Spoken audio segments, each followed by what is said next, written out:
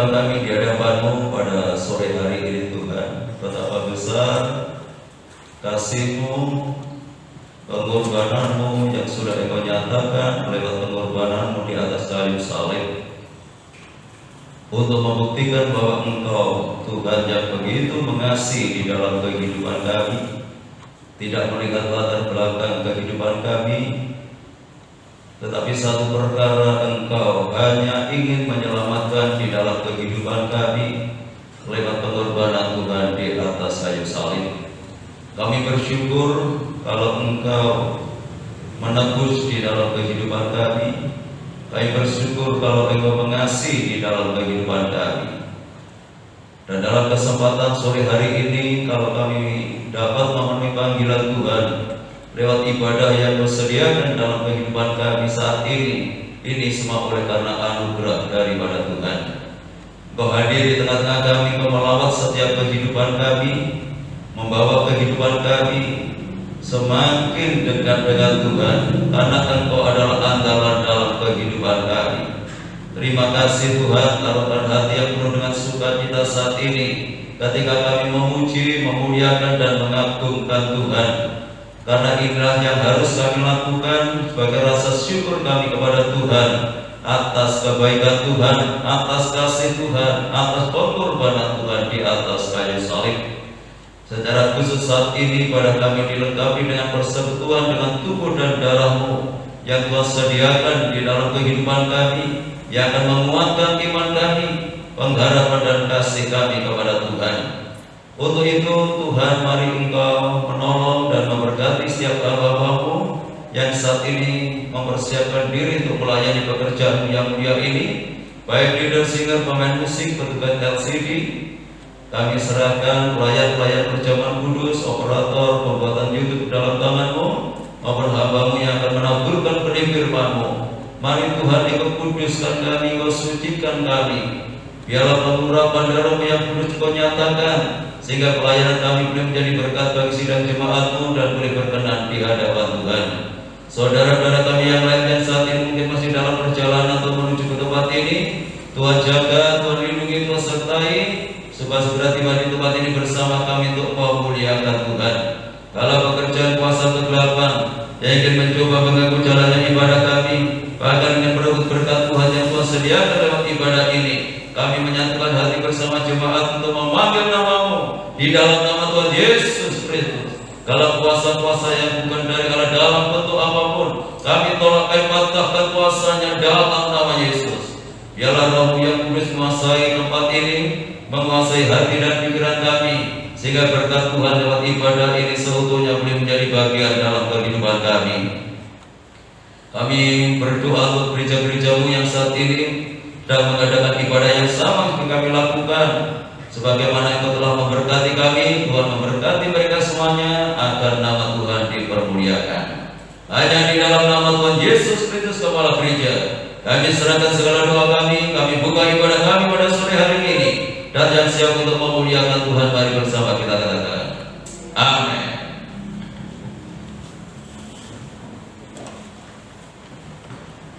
Sekali lagi saya sampaikan shalom. Selamat beribadah hari ini. Begitu besar pengorbanan Tuhan, begitu besar kasih setia Tuhan akan kehidupan kita. Kita yakin, kita percaya bahwa di dunia ini tidak ada pengorbanan yang besar daripada pengorbanan Tuhan kita Yesus Kristus. Amin. Saya ajak sidang jemaat Tuhan untuk menyanyikan lagu kedua, Kasih-Mu.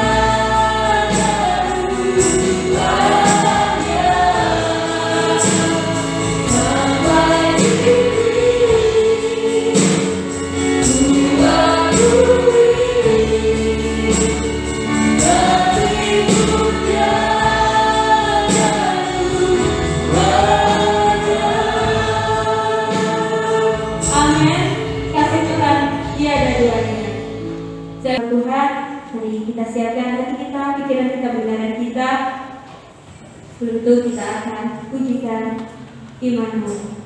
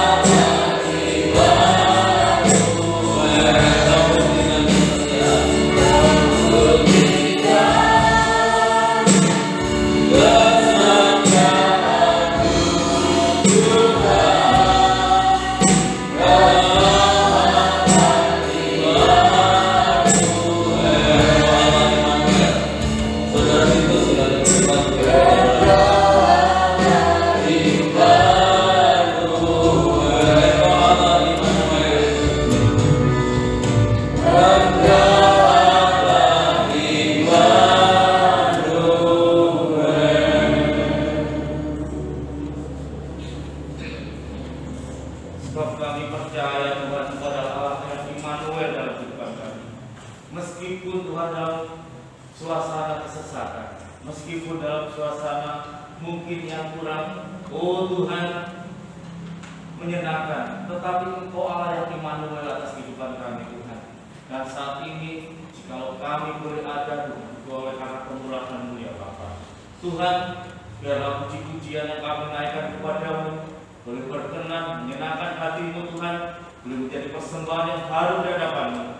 Oh Tuhan Yesus, biarlah Tuhan puji-pujian kami Tuhan boleh senantiasa Tuhan menyenangkan hati-Mu Tuhan. Dan kami serahkan saat ini ya Bapa, di pasarnya kami akan mendengarkan firman-Mu, kuasai pikiran hati Tuhan kami semua.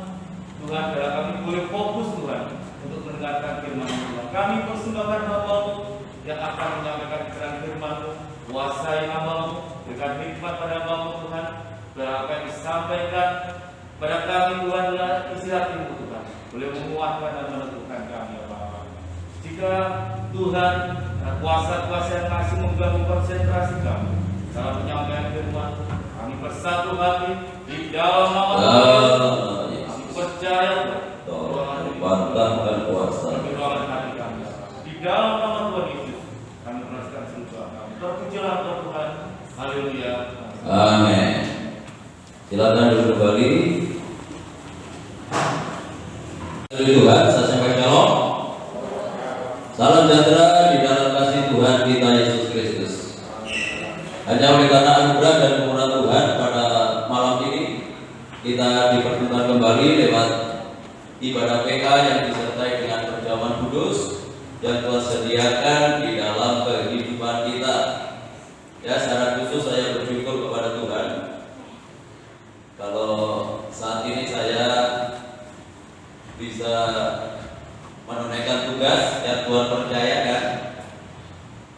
Ya, sepanjang hari ini saya beraktivitas dengan biasa. Dan jam 2:30 saya menyiapkan perjamuan kudus ini.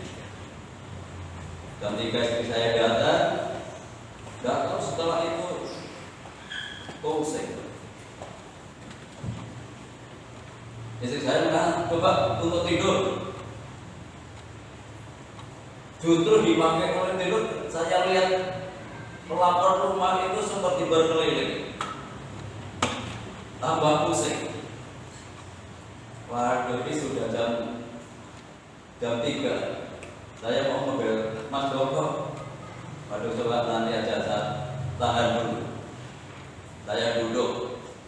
Istri saya buatkan jeruk panas. Coba diatasi dulu. Setelah minum, ya saya duduk. Ya. Tidak lama saya ke belakang. Kok ada perubahan? Mau dibawa ke Tario ya nggak mungkin buka kalau ke sana. Kalau ke Mas Joko nggak bisa ya. Sudah jam 3:30 ya. Tetapi puji Tuhan yang berangsur-angsur ada pemulihan, berangsur-angsur dalam keadaan yang lebih baik. Jadi semua oleh karena anugerah daripada Tuhan. Nggak ngerti, biasanya biasa sepanjang hari saya beraktivitas biasa. Ya, sampai baterai ke rumah itu saya nggak tahu. Ya, karena pusingnya. Ya. Jadi puji Tuhan kalau sampai hari ini Tuhan masih menganugerahkan kesehatan sehingga dapat menunaikan tugas pelayanan yang Tuhan percayakan. Ya, puji Tuhan. Ini semua oleh karena anugerah daripada Tuhan. Bapak Ibu yang dikasihi oleh Tuhan, kita kembali kepada 1 Petrus pasal yang ketiga. 1 Petrus pasal yang ketiga, ayat yang ke-9. Setelah kita menyelesaikan ayat yang ke-8, yaitu berbicara yang terakhir kemarin masalah kerendahan hati. Karena kita masuk ayat yang ke-9 dan langsung ayat yang ke-10. Dan janganlah membalas kejahatan dengan kejahatan atau caci maki dengan caci maki, tetapi sebaliknya sebaliknya hendaklah kamu memberkati. Karena untuk itulah kamu dipanggil, yaitu untuk memperoleh berkat. Ini luar biasa, rahasia menerima berkat. Sebab siapa yang mau mencintai hidup dan mau melihat hari-hari baik, dia harus menjaga lidahnya terhadap yang jahat dan bibirnya terhadap ucapan-ucapan yang menipu. Setelah kita menyelesaikan ayat yang ke-8 yang terakhir, yaitu masalah kerendahan hati. Kalau kita memperhatikan dalam perikop ini berbicara masalah karakter. Ya, yang pertama kita supaya bersatu, yang kedua mengasihi, ya, mengasihi saudara, penyayang, rendah hati. Ini kan berbicara masalah karakter. Ya, Tuhan menghendaki, Tuhan menginginkan di dalam kehidupan kita supaya kita memiliki karakter yang lebih baik dari sebelumnya. Dan Tuhan terus ingin memperbarui kehidupan kita supaya kita memiliki kehidupan yang sama seperti Kristus. Jadi standarnya itu adalah Kristus. Kita tidak akan pernah bisa rendah hati dengan kekuatan kemampuan kita sendiri. Bukankah di dalam Matius pasal 8, Matius pasal yang ke-11, di sana dikatakan, marilah datang kepadaku, hai kamu yang letih lesu dan berbeban berat, belajarlah kepadaku, aku yang rendah hati dan lemah lembut, maka jiwamu mendapatkan ketenangan. Jadi untuk belajar rendah hati itu hanya kepada Kristus, Kristus yang rendah hati. Belajar ini terus menerus. Ya, kalau kita belajar di sekolah ada batasan waktu. Kalau kita S1, kalau setelah lulus SMA ya 4 tahun. Kalau S2 mungkin tambah 2 tahun. Ya, ada batasan. Tetapi masalah berbicara masalah kehidupan, belajar kerendahan itu tanpa batas. Dan mungkin sampai hari ini kita belum yang memiliki kerendahan hati seperti Kristus. Nah, sebabnya terus menerus. Jadi perubahan itu terus menerus terjadi di dalam kehidupan kita. Nah, setelah kita menyelesaikan kerendahan hati, di sini juga masih belajar masalah karakter. Janganlah membalas kejahatan dengan kejahatan atau caci maki dengan caci maki. Sebaliknya adalah kamu memberkati. Karena untuk itulah kamu dipanggil, yaitu untuk memperoleh berkat. Siapa yang mencintai hidup dan mau melihat hari baik harus menjaga lidahnya terhadap yang jahat.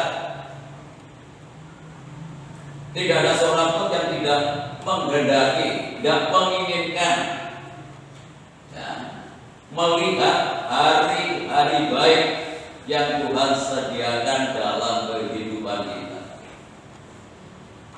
Dan di sini Tuhan memberikan solusi di dalam kehidupan kita, bagaimana kita melihat hari-hari baik. Kalau mungkin bahasa dunia itu sukses, menjadi orang yang sukses, menjadi orang yang berhasil, itu kan hari-hari baik. Nah, apa yang harus kita lakukan, apa yang harus kita kerjakan untuk memperoleh ini, untuk mendapatkan ini? Berbeda dengan sistem dunia.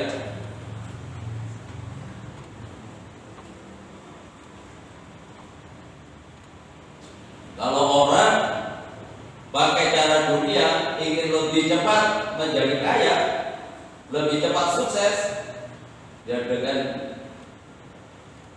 jalan yang tidak jujur, itu kan cepat. Tetapi berbeda dengan kita. Bagaimana Tuhan mengajari dalam kehidupan kita? Ya, lewat kehidupan Petrus saat ini. Dan siapa yang mencintai hidup, saya yakin semua mencintai hidupnya. Apa yang harus kita lakukan? Menjaga lidah. Kalau diawali, jangan membalas kejahatan dengan kejahatan, caci maki dengan caci maki, tetapi hendaklah engkau memberkati karena kamu dipanggil untuk memperoleh berkat. Memang gak gampang ini gak mudah untuk dilakukan. Ketika orang berbuat jahat dengan kita, ketika orang menjahati kita, kita tetap berbuat yang baik. Ketika orang mencaci maki kita, ketika orang merendahkan kita, kita diajar oleh Tuhan supaya kita memberkati mereka. Mungkin mudah untuk dibicarakan, tetapi sulit ya untuk dilakukan, sulit untuk dikerjakan. Tetapi kita percaya bahwa kita hidup ini berjalan tidak sendiri. Ada kuasa yang tidak terbatas yang menyertai kita, yaitu Roh Kudus. Roh Kudus itu yang akan memberikan kemampuan di dalam kehidupan kita. Kalau mungkin dulu sebelum kita mengenal kepada Tuhan dengan kekuatan kita sendiri, begitu orang itu berbuat jahat, mungkin kita lebih jahat. Ketika orang mencaci maki, kita lebih lagi. Tetapi ketika kita percaya kepada Tuhan, saya percaya Tuhan pasti melembutkan hati kita. Tuhan akan memberikan kemampuan dalam hidup kita. Ya, apalagi dunia sekarang itu kan semakin keras. Tetapi Tuhan akan mengubah kehidupan kita. Dunia yang keras ini kita menjadi orang yang lemah lembut, ya, tidak membalas kejahatan dengan kejahatan, ya, tidak membalas caci maki dengan caci maki, tetapi kita memberkati. Karena untuk itulah, ini perlu kita perhatikan, untuk itu kamu dipanggil. Tidak hanya statusnya kita menjadi Kristen,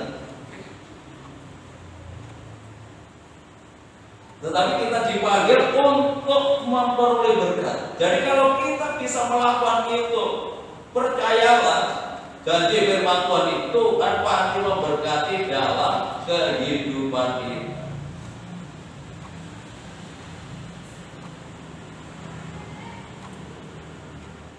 Ya mungkin kalau kita terima secara logika, mana mungkin ya orang berbuat jahat, kita tidak berbuat jahat, tidak membalas kejahatan. Bagaimana orang mencaci maki kita, kita harus memberkati. Tapi justru itulah jalan yang harus kita lewati. Karena Tuhan memanggil kita itu untuk itu, supaya kita diberkati. Ya, jadi sumber berkat itu ada di tangan Tuhan. Kalau Tuhan memerintahkan ini dalam kehidupan kita, ya kita lakukan, kita kerjakan.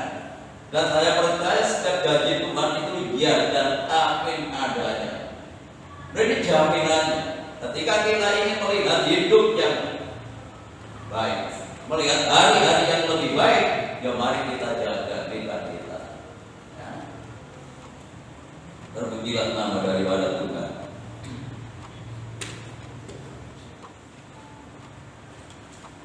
Bapak Ibu yang dikasihi oleh Tuhan, secara khusus di dalam 1 Petrus pasal 3 ini, Rasul Petrus ini mengutip apa yang tertulis di dalam Mazmur pasal 34. Ya, kita baca dulu ya, Mazmur 34. Jadi ini diulangi lagi.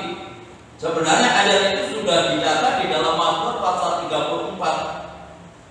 Ya, menjadi landasan orang-orang percaya dalam perjanjian lama. Namun itu juga ditegaskan dalam perjanjian baru oleh Petrus ini.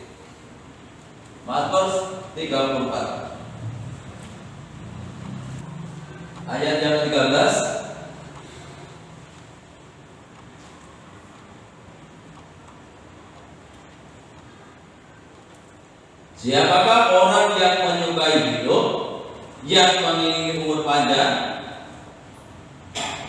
untuk menikmati yang baik, jagalah lidahmu terhadap yang jahat, dan bibirmu terhadap ucapan-ucapan yang menipu.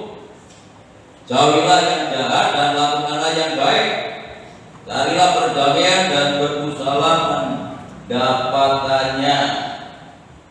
Mata Tuhan tertuju kepada orang-orang benar dan telinganya kepada teriak mereka minta tolong.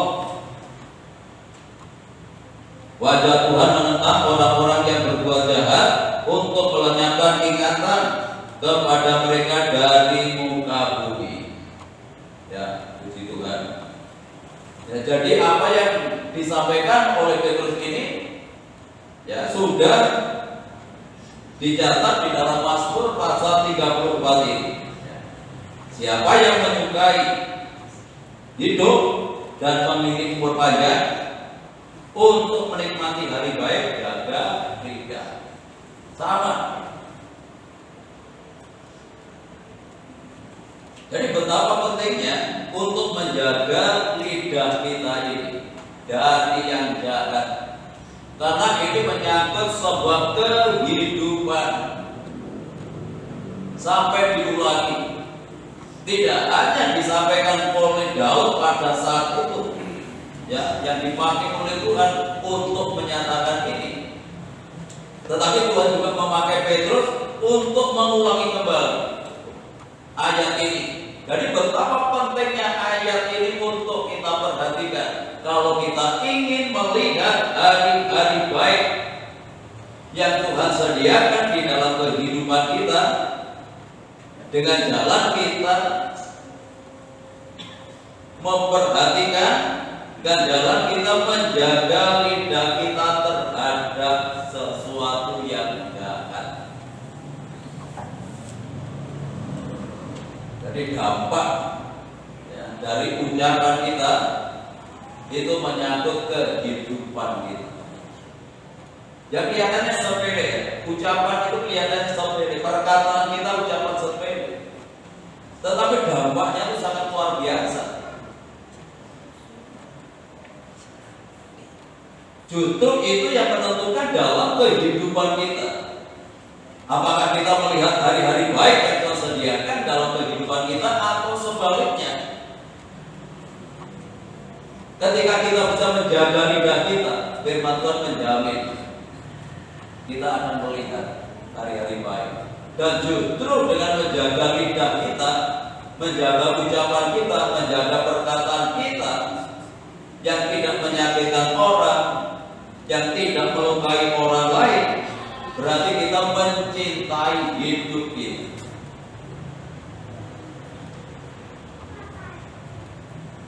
Seorang itu perkataannya tidak terkendali ketika mereka itu marah. Ya, jadi ketika orang itu marah, seringkali tidak terkendali, ya. Perkataannya tidak terkontrol, terus apa saja bisa keluar. Mungkin seluruh kebun binatang juga bisa keluar. Ya. Ketika orang itu marah, baik sebabnya ketika kita marah itu perlu penguasaan diri. Jangan sampai kita mengeluarkan perkataan-perkataan yang menyakitkan hati orang lain. Karena itu menyangkut kehidupan kita. Kalau kita bisa menjaga lidah kita, menjaga perkataan kita, berarti kita mencintai hidup kita sendiri.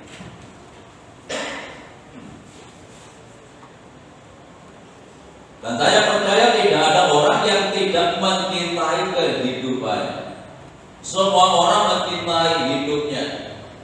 Semua orang menginginkan hari-hari baik, masa depan yang baik, masa depan yang cerah, menjadi orang yang diberkati Tuhan. Itu pasti. Jadi inilah jalan yang harus kita lewati. Karena untuk itulah kamu dipanggil supaya diberkati. Ya, kebenaran ini kita lakukan. Tidak hanya menjadi teori dalam kehidupan kita, tapi perlu kita kerjakan dalam kehidupan kita yang nyata, supaya janji Tuhan itu juga nyata dalam hidup kita. Nah, ini sebabnya kemarin Rabu yang lalu, ya ketika Daud itu dicaci maki, bahkan dilempari batu oleh Simei, dia tidak membalas.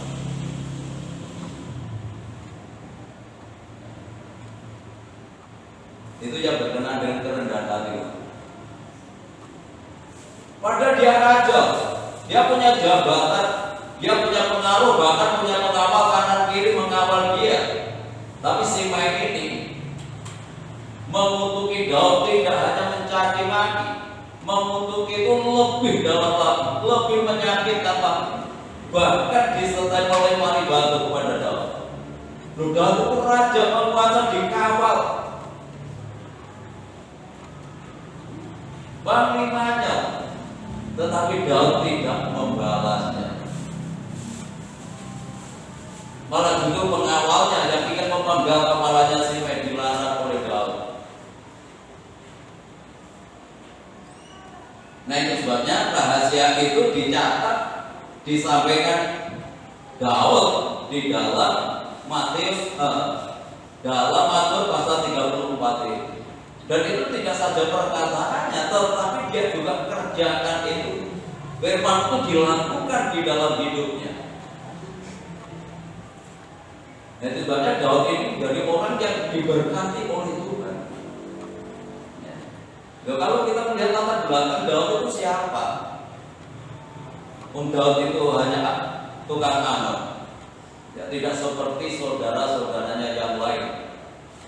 Ya, kalau dia itu prajuritnya Saul, memiliki jabatan, mempunyai kedudukan, tetapi Daud itu hanya sebatas penggembala kambing domba yang hanya 2-3 ekor. Jadi tidak ada sesuatu yang sulit bagi Tuhan. Tidak ada sesuatu yang sukar kalau Tuhan itu mengangkat seseorang yang tidak mungkin bisa menjadi mungkin. Apalagi kalau berbicara masalah raja. Kalau raja itu garis keturunan tidak bisa beralih dari orang lain kecuali keturunannya. Seharusnya Yonatan itu yang jadi raja karena dia anaknya Saul.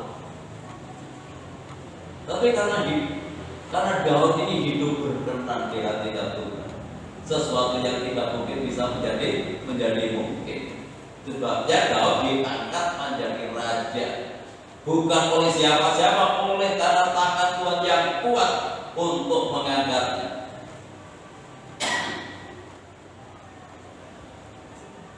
Nah itu juga kita jangan menjadi orang yang pesimis. Siapa saya, ya, latar belakang saya seperti apa. Kalau tangan Tuhan yang kuat itu yang mengangkat kehidupan kita, tidak ada orang yang dapat merendahkan. Dan sampai akhir hidupnya Daud itu, sampai masa putih rambutnya, dia baru meninggal. Sepanjang hidupnya dia diberkati oleh Tuhan. Karena apa? Karena dia dapat menjaga lidahnya, dapat menjaga perkataannya. Bahkan dalam doanya Daud, Mazmur pasal 141, Mazmur 141, ayat yang ketiga.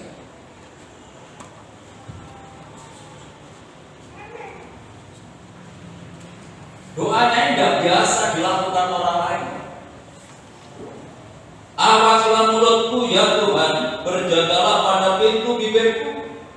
Jangan condongkan hatiku kepada yang jahat, untuk melakukan perbuatan-perbuatan yang fasik bersama-sama dengan orang-orang yang melakukan kejahatan, dan jangan aku mengejar sedap-sedapan mereka. Itu kan tidak biasa doa seperti ini dilakukan orang lain. Pada umumnya kalau kita berdoa ya Tuhan,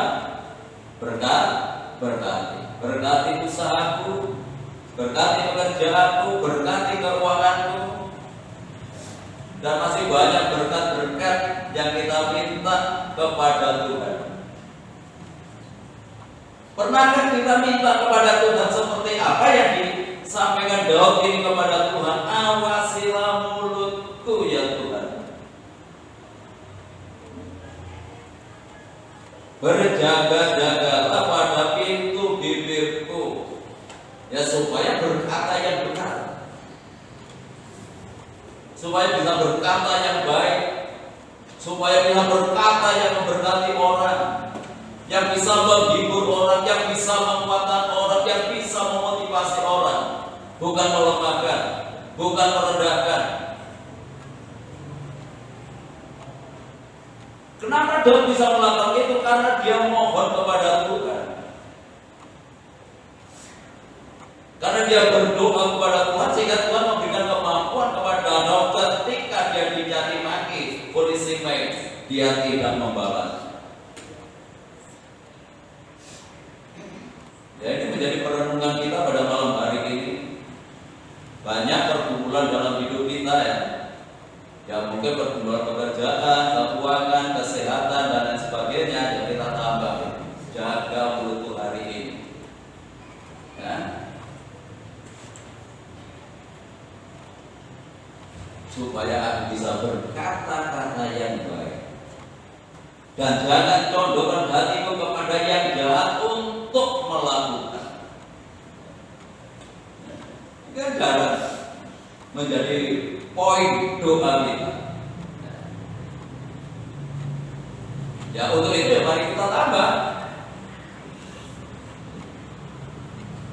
doa-doa kita kepada Tuhan, dan jangan lupa untuk selalu mengawasi mulutnya, berjaga-jaga pada pintu bibirnya. Tujuannya supaya tidak keluar perkataan-perkataan yang jahat, perkataan-perkataan yang melukai orang lain. Itu perlu berdoa kepada Tuhan. Kalau kita mohon kepada Tuhan, Tuhan pasti akan memberikan kekuatan. Tuhan pasti akan memberikan kemampuan di dalam kehidupan kita. Ketika Tuhan memuji kita, mungkin lewat istri kita, kalau istrinya lewat suami kita, mungkin lewat anak-anak kita, kita tetap bisa berkata-kata yang baik. Bahkan justru malah di tengah-tengah keluarga kita, ya kita bisa malah mungkin kita cenderung ketika berkata-kata malah perkataan yang kasar. Kalau tersinggung sedikit sudah mulai naik kita. Ya. Ya. Malah justru di tengah-tengah keluarga itu kita mengerjakan itu. Yuk kita rubah. Ya ketika kita tersinggung, ya kita belajar ya, untuk bisa berkata-kata yang baik, tidak membalas ya, lebih dalam lagi ya.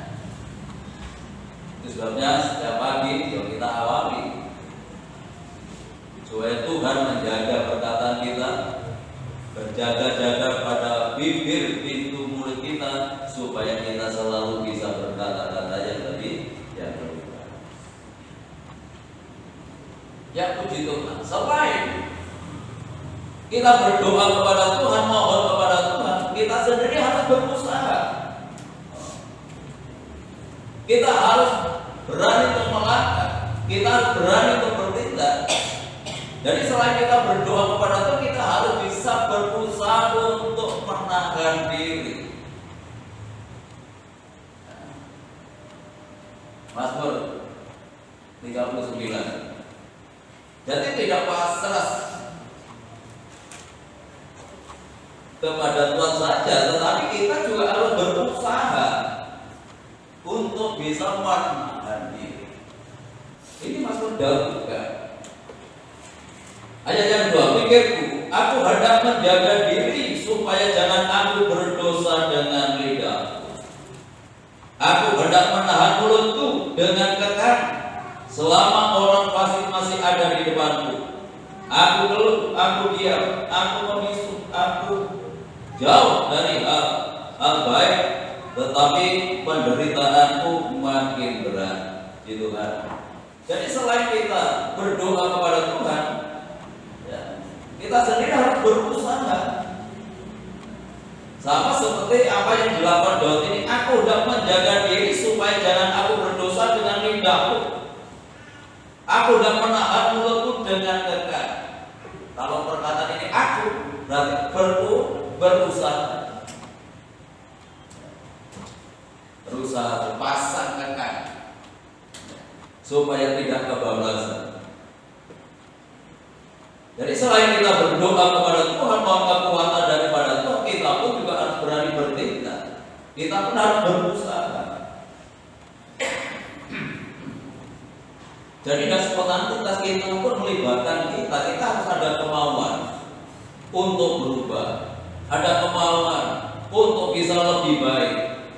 Loh, kalau kita sendiri tidak ada keinginan, kita sendiri tidak ada kemauan untuk bisa menahan diri, ya kita tidak akan bisa pernah berubah. Padahal ini adalah rahasia yang Tuhan singkapkan dalam kehidupan kita untuk melihat hari-hari baik, untuk melihat kita diberkati oleh Tuhan. Ini sangat luar biasa dengan menjaga perkataan kita. Ya, terpujilah nama daripada Tuhan. Dan apa yang keluar dari mulut itu berasal dari hati. Jadi orang itu bisa dilihat dari perkataannya. Kalau yang keluar itu kebun binatang, apa yang ada dalam hatinya itu ya kebun binatang. Itu pasti. Jadi kita bisa melihat hati seseorang dari perkataan, dari apa yang diucapkan dalam hidupnya. Karena apa yang keluar dari mulut itu berasal dari hati. Nah, itu sebabnya hati itu harus diisi firman Tuhan. Hati itu tempat firman Tuhan, bukan tempat yang lain. Dan jangan pernah kita memberikan kesempatan iblis itu bekerja dalam hati kita. Jangan ada yang memberikan kesempatan untuk iblis. Dan iblis tidak bisa masuk dalam hati kita kalau hati kita itu penuh dengan firman Tuhan. Tidak ada tempat, tidak ada rongga dalam hati kita kalau hati kita itu penuh dengan firman Tuhan. Dan memang hati kita itu adalah hati yang seharusnya tempat firman Tuhan.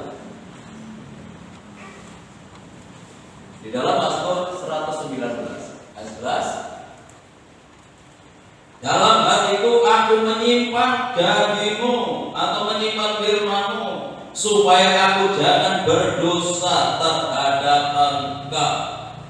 Jadi hati itu tempat firman Tuhan. Jadi jangan hati kita itu tidak penuh dengan firman Tuhan. Kalau hati kita tidak penuh dengan firman Tuhan, iblis itu bisa bekerja dalam kehidupan kita. Dan kenapa kita ini terus-menerus untuk mendengar firman Tuhan? Supaya hati kita penuh firman. Nah, dalam minggu ini saja, minggu kita ibadah 2 kali ya, pagi ibadah, sore doa penghiburan, Senin ibadah, Selasa ibadah, Rabu ibadah. Kan terisi terus sampai hati kita tuh penuh.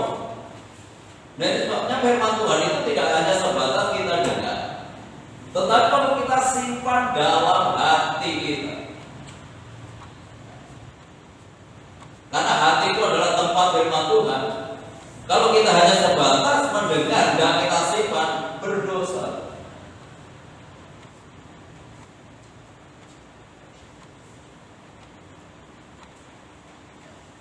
Kita berdosa. Kenapa? Ya, karena kita merendahkan firman Tuhan. Kalau firman Tuhan itu adalah sesuatu yang berharga, sesuatu yang bernilai di dalam kehidupan kita menaruh firman Tuhan dalam sembarangan. Kalau saudara punya harta yang berharga, contohnya emas, ada sembarangan taruh.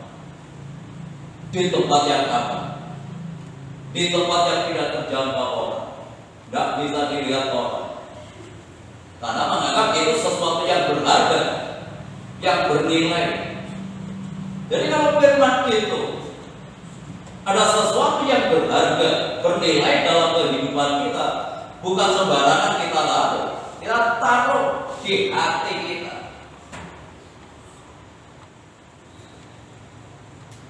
Dan hati itu kan tempat yang baik dalam kehidupan seseorang. Nah, itu sebabnya Tuhan mengatakan, dalam hatiku aku menyimpan janjimu, menyimpan firman-Mu, supaya jangan berdosa. Jadi kalau firman Tuhan itu tidak disimpan dalam hatinya, itu berdosa. Kenapa? Tidak menghargai firman Tuhan.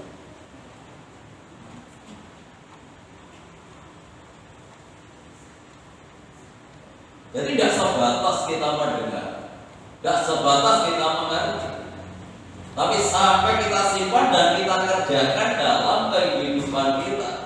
Kalau malam hari ini berkenan dengan perkataan, kalau hati kita penuh dengan firman Tuhan, apa yang kita ucapkan, yang keluar dari mulut kita, itu adalah sesuatu sesuai dengan firman Tuhan. Kalau orang penuh dengan firman Tuhan, ya firman Tuhan yang keluar. Itu sangat masuk akal. Artinya penuh berbinatang, ya berbinatang semua yang keluar. Nah, firman Tuhan itu menguatkan, firman Tuhan itu menghibur, memotivasi, itu yang keluar dari kehidupan seseorang yang hatinya penuh dengan firman Tuhan. Bukan nyimpan kepahitan, bukan nyimpan kejengkelan, bukan nyimpan dendam. Jadi kalau orang itu penuh dengan firman Tuhan, kejengkelan, sakit hati itu tidak ada tempat dalam hati, karena penuh. Jadi kalau ada orang itu masih sakit hati, menyimpan kepahitan orang lain, berarti hatinya belum penuh firman Tuhan. Masih ada tempat yang lain untuk menguasai hati. Kalau sudah penuh, ada data tempat yang sudah penuh. Ya contohnya kemarin ketika istri saya ke Jakarta berkenaan dengan kakaknya yang dipanggil Tuhan. Ya memang mengejutkan, karena tidak ada berita sakit. Kita kan punya grup keluarga, tidak ada berita sakit apa-apa. Kalau lalu ada telepon bahwa kakaknya dipanggil Tuhan, ternyata sepele aja, memperbaiki sayur, terpleset jatuh, sudah juga sehat bahagia. Ya jangan Tuhan untuk memanggil itu di luar kemampuan kita. Padahal orang yang sehat hanya memperbaiki sayur jatuh, dan meninggal. Sama dengan ibu saya dulu, masih cuci-cuci, bawa cuciannya masuk ke rumah, terpleset jatuh di depan pintu, tidak ada, meninggal. Panggil Tuhan dengan cara yang sepele. Nah, ketika berangkat ke Jakarta, karena mendadak dari kereta api penuh, dan bisa masuk penuh ke Rosalia juga penuh. Pun sudah ada tempat, tidak bisa masuk, namanya penuh. Kalau hati kita itu penuh dengan firman Tuhan, tidak ada tempat bagi yang lain untuk menguasai kita. Jadi kalau ada anak sakit hati, menyimpan kepahitan, apalagi dendam, berarti hatinya belum penuh firman Tuhan. Karena masih ada tempat yang lain yang menempati hati. Dan sebabnya kenapa disini kok terus dengan dengar firman Tuhan, dengar supaya penuh. Kalau hati kita penuh firman Tuhan,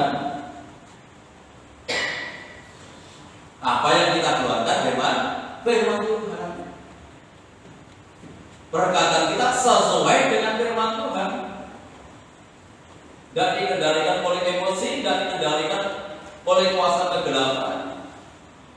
Seringkali menyakitkan orang lain, merendahkan orang lain,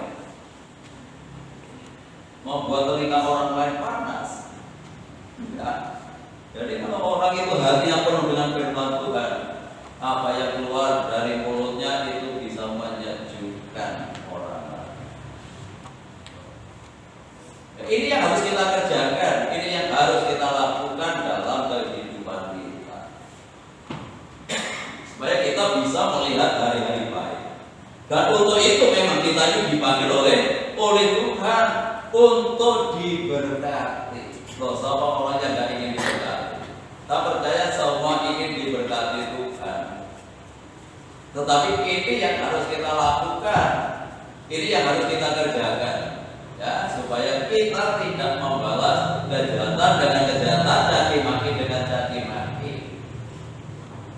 Berkata-katalah yang baik, berkata-katalah yang bisa membangun orang lain, bisa menghibur orang lain, bisa menguatkan orang lain. Itu yang Tuhan mau di dalam kehidupan. Nah, itu sebabnya hati kita itu perlu kita jaga.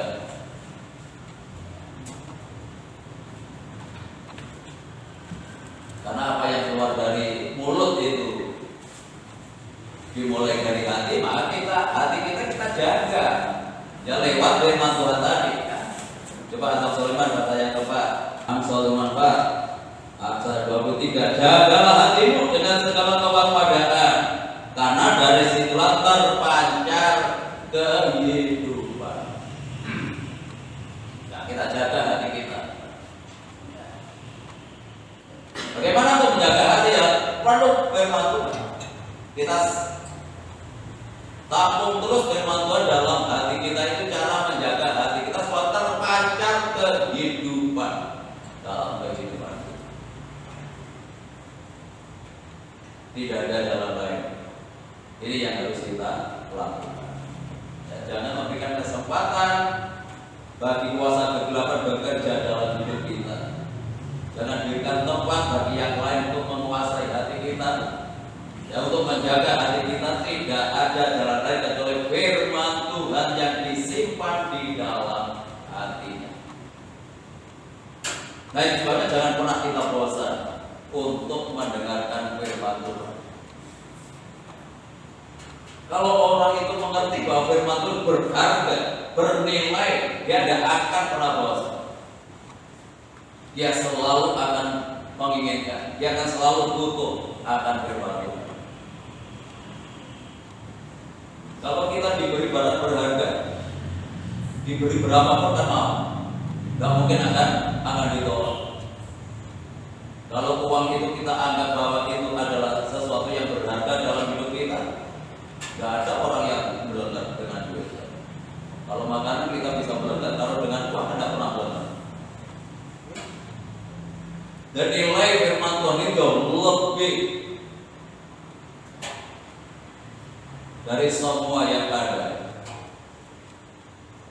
Karena firman itu yang akan membawa kita kepada keselamatan, yang menyelamatkan kehidupan kita. Nah, sebabnya biarlah kita selalu haus dan lapar akan firman Tuhan. Ya, jangan pernah hati kita kosong,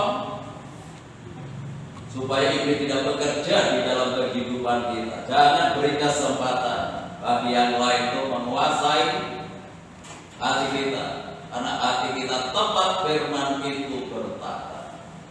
Karena dari hati yang penuh dengan firman Tuhan, maka apa yang diperkatakan itu adalah firman Tuhan, dan itu adalah jalan untuk melihat hari-hari baik. Itulah jalan kita diberkati oleh Tuhan. Ini sangat luar biasa. Rugi kalau kita tidak kerjakan kalau kehidupan kita. Nah, itu sebabnya malam hari ini ketika Tuhan mengingatkan kita kembali akan kebenaran ini, ya marilah kita siapkan hati kita, siapkan diri kita untuk kita berjalan sesuai dengan apa yang Tuhan kehendaki di dalam kehidupan kita. Tuhan Yesus memberkati. Mari kita siapkan hati kita untuk bersekutu dengan tubuh dan darah Tuhan yang Tuhan sediakan di dalam kehidupan kita pada malam hari ini. Semakin meneguhkan iman kita, semakin meneguhkan kasih kita ketika kita merenungkan akan kebesaran kasih Tuhan yang sudah Tuhan nyatakan lewat firman-Nya dan lewat persekutuan dengan tubuh dan darahnya pada malam hari ini. Haleluya. Tidak ada kasih yang terhindar dari kasih-Nya.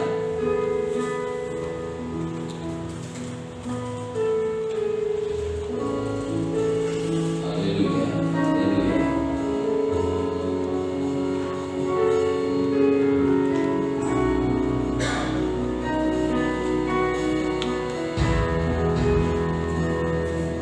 Kasih yang terindah. Kasih yang terindah.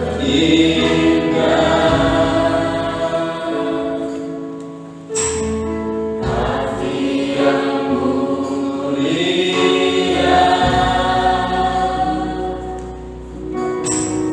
Hanya ku temukan di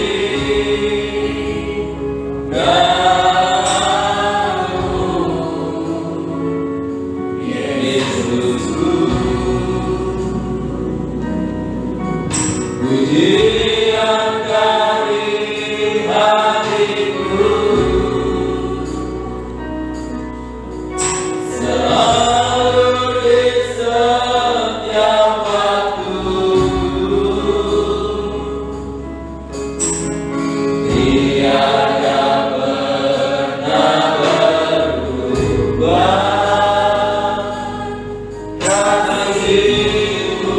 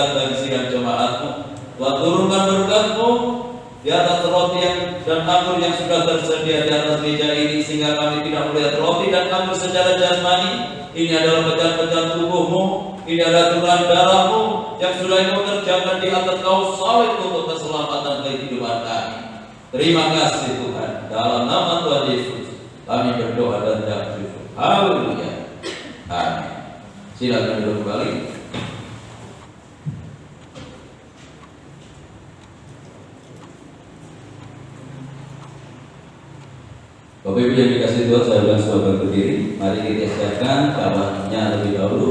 Ya, kita buka lebih dahulu.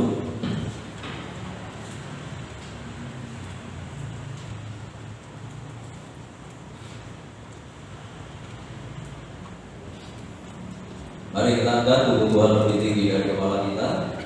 Kita hormati pengorbanan Tuhan di atas kaum salib. Kita junjung tinggi karena hanya lewat pengorbanannya kita boleh mendapatkan pengampunan dosa dan mendapatkan jaminan kehidupan yang kekal. Untuk itu dengarkan firman Tuhan. Sebab apa yang telah kuteruskan kepadamu telah aku terima dari Tuhan, yaitu bahwa Tuhan Yesus pada malam waktu ia diserahkan mengambil roti, dan sesudah itu ia mengucap syukur atasnya. Ia memecah-mecahkannya dan berkata, inilah tubuhku yang diserahkan bagi kamu. Perbuatan ini menjadi peringatan akan aku. Bukankah roti yang kita pecah-pecahkan adalah persekutuan di dalam tubuh Kristus? Amin. Mari kita makan dengan iman dalam nama Tuhan Yesus Kristus.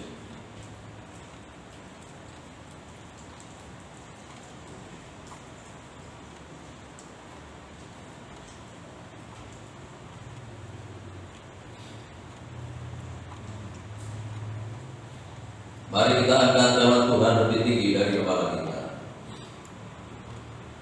Demikian juga yang mengambil cawan sesudah makan lalu berkata, cawan ini adalah perjanjian baru yang dimeteraikan oleh darahku. Perbuatan ini setiap kali kamu minumnya menjadi peringatan akan aku.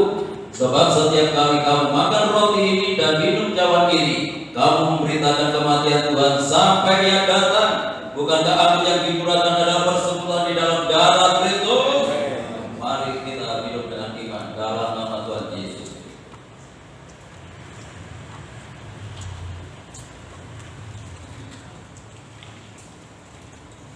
Mari kita angkat kedua belah tangan kita mengucap syukur kepada Tuhan atas segala kebaikannya, atas segala kasih-Nya yang sudah dinyatakan oleh Tuhan lewat pengorbanannya di atas kayu salib. Hanya lewat pengorbanannya yang ada di atas kayu salib kita mendapatkan pengampunan dosa. Haleluya. Dan mendapatkan jaminan kehidupan yang kekal bersama dengan Tuhan. Tidak ada jalan yang lain, hanya lewat pengorbanan Tuhan di atas kayu salib.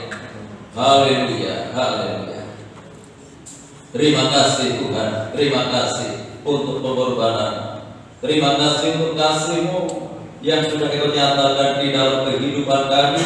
Kau sudah menanggung dosa kami ketika Engkau mati di atas kayu salib, sehingga Engkau mengangkat kehidupan kami dari orang-orang yang benar di hadapan Tuhan. Untuk itu ajari kami tetap hidup di dalam kebenaran. Tidak hanya perjalanan hidup kami, perkataan kami pun sesuai dengan kebenaran firman-Mu, karena untuk itulah Engkau memanggil di dalam kehidupan kami. Terima kasih Tuhan, terima kasih. Hanya dalam nama Tuhan Yesus kami berdoa dan syukur. Haleluya. Amin. Silakan dulu kembali. Selanjutnya kami serahkan kepada Bapak Guru. Dan semua berdiri. Mari kita akhiri dengan kita pada malam hari ini. Kita berikan satu pujian amat besar. Ah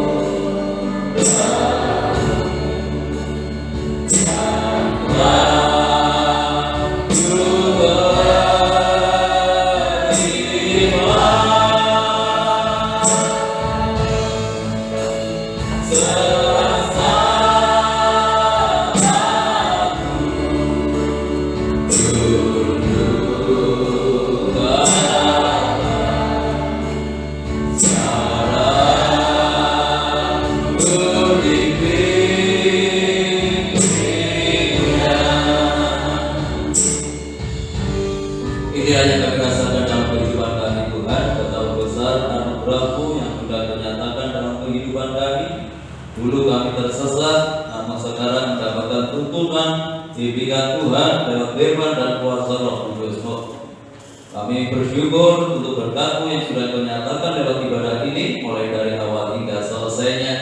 Belum kami tinggalkan tempat ini, kami menyerahkan Bapak Ibu kami yang sudah berusia lanjut, demikian pula untuk Ibu Gembala, kiranya Tuhan anugerahi semuanya dengan kekuatan dan kesehatan. Kami menyerahkan lingkungan kami, kota kami, bangsa dan negara kami ke dalam tangan-Mu. Tuhan berkati dengan ketenangan, kedamaian dan kesejahteraan Bapak Presiden bersama wakil dan jajarannya, demikian pula pemerintahan yang ada di daerah diberikan hikmat oleh Tuhan untuk dapat membawa bangsa ini ke arah yang lebih baik lagi. Kami menyerahkan untuk hamba-hamba-Mu yang sudah melayani pekerjaan malam hari ini, kiranya Tuhan memberkati mereka semuanya, bahkan semakin memperindah pelayanannya di hari-hari yang akan datang. Pada akhirnya kami serahkan seluruh sidang jemaat-Mu ke dalam tangan-Mu, baik yang hadir malam ini maupun yang tidak hadir, baik yang ada di dalam kota, di luar kota. Tuhan tetap jaga, Tuhan lindungi, Tuhan sertai, tuntun dan pimpinlah mereka. Tuhan tetap hidup dalam kekudusan dan kebenaran, dimanapun mereka berada, selalu membawa kemuliaan bagi nama-Mu. Taruhkan hati yang setia, mengasihi Tuhan, takut akan Tuhan. Rumah tangga, keluarga, kehidupan jemaat Tuhan berkati dengan ketenangan, kedamaian dan kesejahteraan. Dalam usaha, pekerjaan, tugas dan tanggung jawab yang mereka lakukan, Tuhan buat berhasil. Peliharakan seluruh jemaat-Mu dalam kasih-Mu. Tidak ada rumah tangga anak-anak-Mu yang hidup dalam kekurangan. Anak-anak yang hidup di bangku sekolah, mulai dari belajar perguruan tinggi, berkati mereka dengan kecerdasan dan kearifan, jadikan anak-anak yang berprestasi, baik dalam akademisnya maupun non-akademisnya, jadikan berkat dalam pergaulannya. Bagi sidang jemaat yang sudah mempersembahkan persembahannya, mengembalikan perpuluhannya, Tuhan kembalikan berlipat kali ganda sesuai dengan janji firman-Mu. Sebentar lagi kami akan tinggalkan tempat ini kembali ke rumah masing-masing. Tuhan jaga lindungi sertai kami dalam perjalanan, tiba di rumah dengan selamat, tidak kekurangan sesuatu apapun. Kembalikan kami dalam kegiatan ibadah yang akan datang dalam keadaan yang lebih baik dari malam hari ini. Bapak Ibu saudaraku yang dikasihi oleh Tuhan, sekarang pulanglah, terimalah berkat damai sejahtera dari Allah Bapa, kasih karunia dari Tuhan Yesus Kristus, dan lewat persekutuan Roh-Nya yang kudus, menyertai dan memberkati kita mulai malam ini sampai Maranatha Tuhan Yesus datang kembali. Dalam nama Tuhan Yesus kami berdoa dan ucap syukur. Yang diberkati Tuhan, mari bersama kita katakan amin.